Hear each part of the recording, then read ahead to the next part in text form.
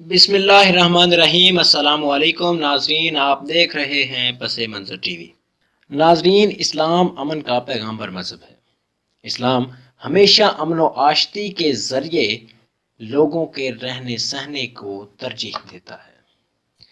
لیکن امت مسلمہ اور مسلمانوں کا سب سے بڑا المیہ یہ ہے کہ ہدایت کا وہ سرچشمہ جو امت مسلمہ کو عطا کیا گیا، مسلمان اس سے فیض یاب نہیں ہوتے، جبکہ دیگر مذاہب کے لوگ انہی تعلیمات کو اپنا کر کئی گنا آگے بڑھ چکے ہیں۔ آپ کو ہم اس بارے میں بتانے جا رہے ہیں کہ ولادیمیر پیوٹن جو کہ روس کے صدر ہیں، انہوں نے کیسے ایک تقریب میں قرآن کی آیت کو کوٹ کیا ہے۔ گزشتہ دنوں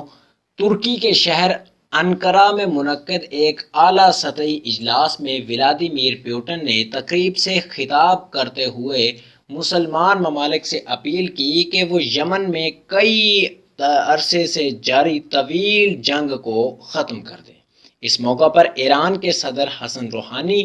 اور ترکی کے صدر رجب طیب اردگان بھی موجود تھے، اور انہوں نے ولادیمیر پیوٹن کی اس بات کو سراہا کہ سعودی عرب کی قیادت میں کئی ممالک پر مشتمل جو گروہ یمن میں حوثی باغیوں سے لڑ رہا ہے، اس کشمکش کو مذاکرات کے ذریعے حل کیا جانا چاہیے اور ہزاروں ہلاکتوں کے نتیجے میں ہونے والی تباہی کا ازالہ کیا جانا چاہیے۔ اس تقریب میں خطاب کرتے ہوئے ولادیمیر پیوٹن نے قرآن مجید کی سورہ آل عمران کی آیت تلاوت کی، جس کا مفہوم کچھ اس طرح بنتا ہے: